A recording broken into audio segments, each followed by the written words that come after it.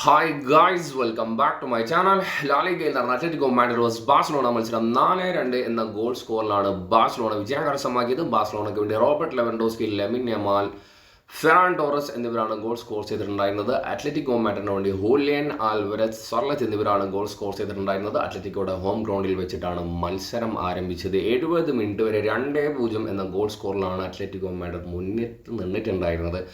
ആ ഒരു സമയത്ത് തന്നെ സിമിയോണി കുറച്ച് ഡിഫെൻസീവ്ലി ഫോക്കസ്ഡ് ആയിട്ടുള്ള ഒരു ടാക്ടിക്സ് യൂസ് ചെയ്തിട്ടുണ്ടായിരുന്നെങ്കിൽ ഈ ഒരു മത്സരം വിജയിക്കാമായിരുന്നു. അറ്റ്ലീസ്റ്റ് എനിക്കൊരു സമനിലെങ്കിലും പിടിക്കാമായിരുന്നു. 4-2 എന്ന സ്കോർ ലൈനിലേക്ക് ഒരിക്കലും പോകില്ലായിരുന്നു. കാരണം അത്രയും നല്ല രീതിയിലാണ് ഫസ്റ്റ് ഹാഫിലും സെക്കൻഡ് ഹാഫിൽ 70 മിനിറ്റ് വരെ കളിച്ചിട്ടുണ്ടായിരുന്നത്.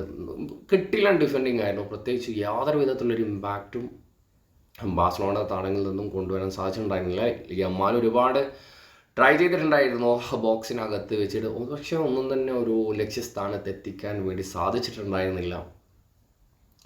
പിന്നെ ഒരു വലിയൊരു മണ്ടത്തരം കാണിച്ചത് ഒരു 59 മിനിറ്റ് കഴിഞ്ഞ ആ ഒരു ശേഷമാണ് ആൽവരസിനെ സബ്സ്റ്റിറ്റ്യൂട്ട് ചെയ്തിട്ട് സൊള്ളത്തിനെ ഗ്രൗണ്ടിലേക്ക് അയച്ചത്. ഈ ഒരു മത്സരത്തിൽ ആൽവരസ് ഫുൾ ടൈം പ്ലേ ചെയ്തിട്ടുണ്ടായിരുന്നെങ്കിൽ ചിലപ്പോൾ എന്തെങ്കിലുമൊക്കെ സംഭവിക്കാമായിരുന്നു. അവസാന നിമിഷം അങ്ങനെയാണ് ഈ ഒരു മത്സരം പോയിട്ടുണ്ടായിരുന്നത്.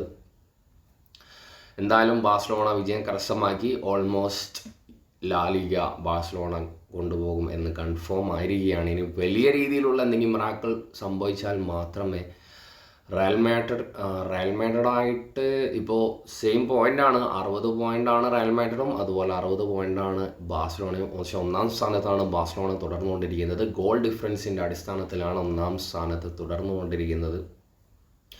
പിന്നെ റയൽ മാഡ്രിഡിനേക്കാളും ഒരു കളി കുറവാണ് ബാഴ്സലോണ കളിച്ചിട്ടുള്ളത്. അപ്പോൾ ബാഴ്സലോണയുടെ ഇനി വരാൻ പോകുന്ന മത്സരത്തിൻ്റെ റിസൾട്ട് അനുസരിച്ചിട്ടായിരിക്കും അത്ലറ്റിക്കോക്കായാലും അതുപോലെ റയൽ മാഡ്രിഡിനായാലും ഈ ഒരു ലാലിഗ ടൈറ്റിൽ വിൻ ചെയ്യുക എന്നുള്ള ഒരു പ്രതീക്ഷ ഉണർത്താൻ വേണ്ടി സാധിക്കുകയുള്ളൂ. എനിക്ക് തോന്നുന്നില്ല ബാഴ്സലോണയുടെ നിലവിലെ ഫോം വെച്ചിട്ട് ലാലിഗ രണ്ട് ടീമിനും യാതൊരു വിധത്തിലുള്ള ഹോപ്പും ഒരു 90% പേഴ്സണലി ഞാൻ കൽപ്പിക്കുന്നില്ല. ആ ഒരു തരത്തിലാണ് ബാഴ്സലോണയുടെ ഈ ഒരു സീസണിലെ ലിവർപൂളിൻ്റെ വേറൊരു വേർഷനായിട്ടാണ് ബാഴ്സലോണ ഓരോ മത്സരം കഴിയുന്നതനുസരിച്ചിട്ട് ഇമ്പ്രൂവ്മെൻറ്റ് വന്നുകൊണ്ടിരിക്കുകയാണ്.